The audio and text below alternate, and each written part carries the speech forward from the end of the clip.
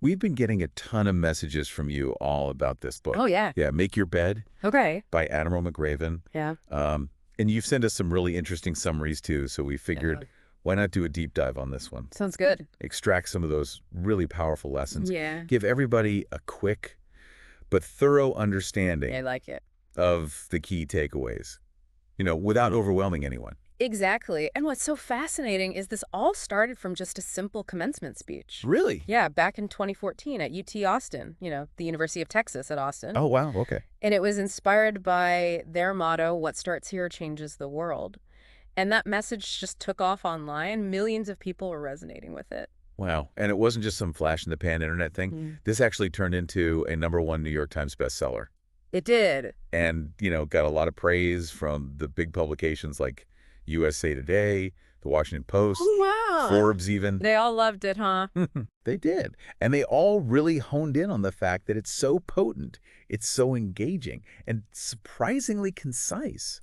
Yeah, that really speaks to the whole idea of, distilled wisdom, right? Yeah. We live in a world that's constantly vying for our attention. Yeah.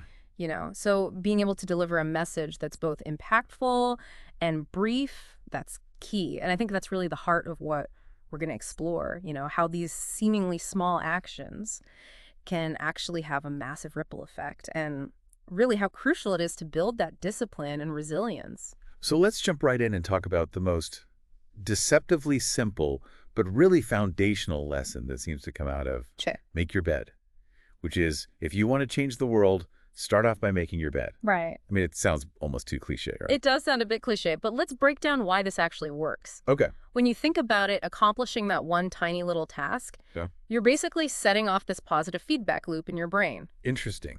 Right? You achieve something no matter how small it is, right, and that triggers this release of dopamine, the neurotransmitter that's associated with pleasure and motivation. Oh, yeah. So that small win can actually prime you for more accomplishments as the day goes on. Wow. So it's not just about a tidy room. It's like a mental thing. About setting this mindset of productivity and control right from the get-go. That makes total sense. Like, you're setting off this chain reaction of small wins. You got it. Like the domino effect. The domino effect. And as you said, control, right? Right. In this crazy world where so much feels completely out of your hands, that little bit of order can be really grounding. You know what I mean? Absolutely. And McRaven says this, and this really struck me. Okay. He says, "It is the little things in life that can have the greatest impact." It really makes you stop and think about all those tiny little actions we take for granted. Wow, it really does. And I wonder, what would be your equivalent of making the bed?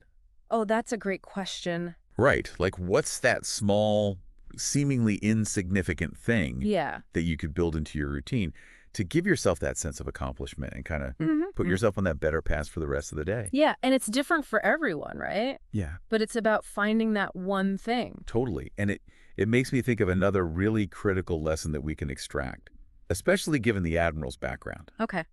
This whole idea of teamwork. Yes. I mean, especially when you think of the high-pressure life or death scenarios that he's experienced. Right, absolutely. And he really pulls a lot from his experiences in Navy SEAL training. Right. Particularly, Hell Week. Oh, yeah, I've heard about that. Brutal. Yeah. And what's interesting is the guys who tried to just tough it out on their own, just rely on their individual strength, those were often the first ones to break. Really? Yeah. It was the teams that learned to truly depend on each other, to push through that exhaustion and the pain together. Those were the ones that ultimately succeeded. That's fascinating. Yeah. There's this powerful synergy that happens when individuals come together for a common goal. And that combined force becomes so much greater than just the sum of its parts. I mean, you can practically feel the pressure when he describes it. Oh, yeah. The sheer physical and mental exhaustion. Yeah. And the fact that these are elite individuals, right? Known for their self-reliance. Yeah. Having to learn to lean on each other. I mean, it says a lot, right? That says a lot. It really does. About the power of a unified force. Right. And, if we connect that back to what you were saying earlier about, efficient knowledge acquisition and application. Yeah. Complex problems are rarely solved alone. That's true. Whether you're tackling a tough project at work or even navigating a difficult personal situation, being able to collaborate effectively with other people. Yeah. Using different skills and perspectives that can really speed up your progress and lead to much better solutions. Right. Building these supportive relationships, it's not just about being social. It's a strategic advantage. I like that a lot. It is. And it makes you think about the different teams that you're a part of. Yeah. Right. Like, are you actually fostering that environment of mutual support? Right. Are you helping each other? Shared purpose? Or is there some work to be done? Yeah. And I think that's a question we should all be asking ourselves. Yeah. You know, are we consciously cultivating these collaborative relationships in our own lives? Yeah. Recognizing that even the most capable people benefit hugely from a strong support network. That's a good point. So let's shift gears a little bit to something that can be kind of tough to talk about. Okay. Failure. But McRaven offers a really interesting way to look at it. And he says, it's not an end, but a necessary step in the whole process of growing. I like that. Yeah, and what's interesting here is in the really intense world of SEAL training, failure wasn't like this rare thing. Right. It was practically an everyday occurrence. Yeah. The instructors were constantly pushing these guys to their absolute limits. They wanted them to fail. Really? Yeah, but the important part was how they were trained to respond to those failures. Oh, okay. Right? Every mistake was an opportunity for them to analyze, to figure out what went wrong and adapt our approach. So it was all about taking those lessons from those experiences and not being completely defeated by them. So it's almost like a mindset shift. Right? From looking at failure as this personal attack to seeing it as valuable information. Exactly. That helps you get closer to your goals. Right. It's all data. It's all data. Yeah. I like that. And McRaven says, and I love this quote, Right. Failure can make you stronger. You learn from your failures and mistakes. That's powerful.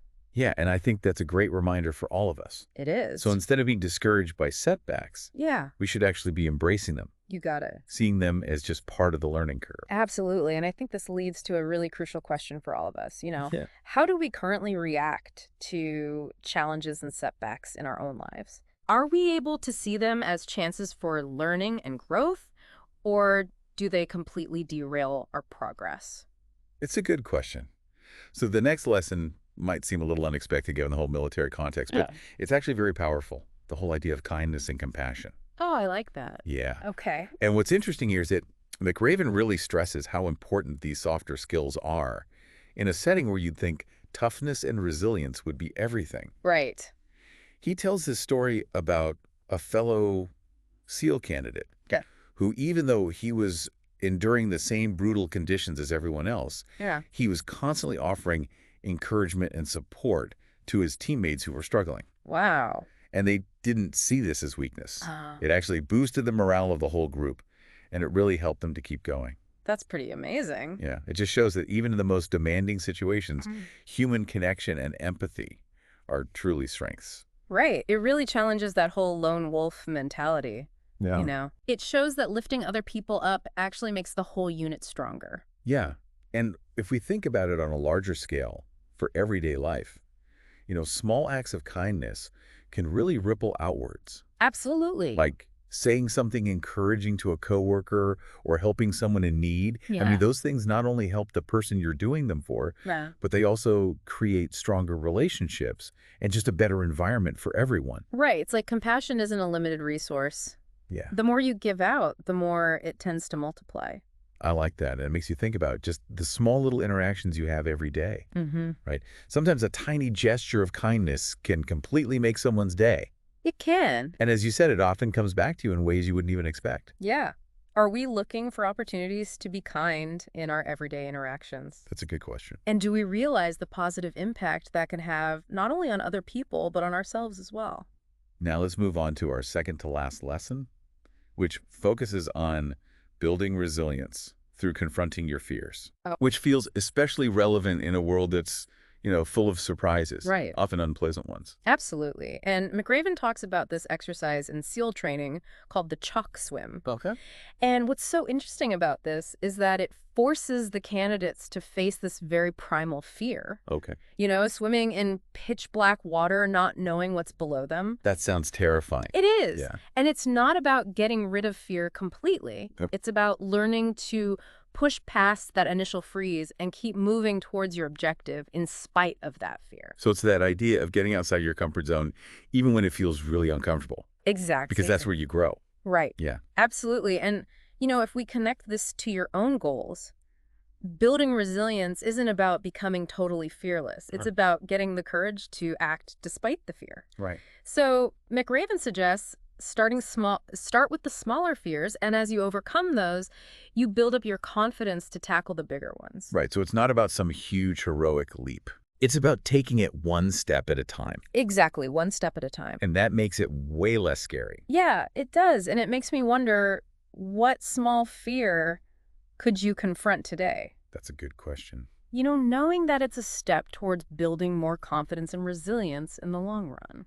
And finally, we get to the most important principle that really ties all these lessons together. Okay. The whole idea of perseverance. Yes. This seems to be the foundation of McRaven's entire philosophy. It is. And he has a whole principle dedicated to this called don't ever, ever ring the bell. Powerful. Yeah, what's so impactful about this is how straightforward it is. Right. In SEAL training, ringing a bell means giving up. You're done, you admit defeat. Wow. And McRaven's message is so clear. Yeah. You have to commit to your goals. You can't surrender no matter how huge the obstacles seem. It's about having that grit.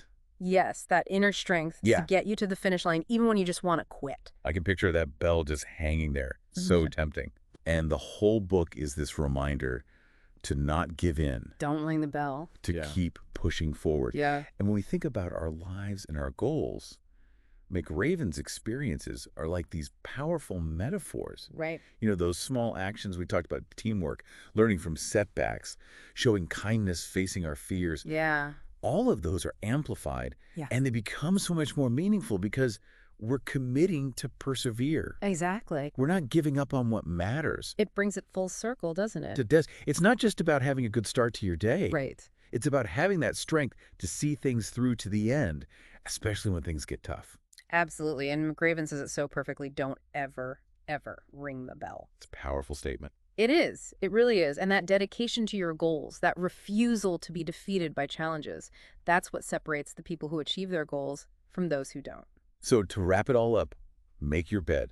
It's not just about keeping your room tidy. Right. It's about having the right mindset and habits to create a more fulfilling life. Absolutely. And it all starts with those small actions and the unwavering commitment to keep going. Exactly.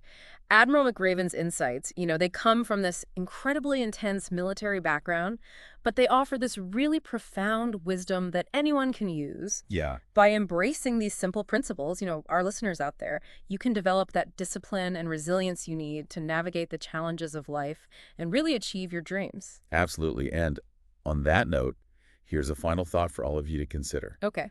Think about that one small bed you can make in your life, starting right now. I like that. What seemingly insignificant action, if you do it consistently, could set you on a whole new path for your personal or professional growth? Wow. That's a powerful question. That's something for everyone to think about.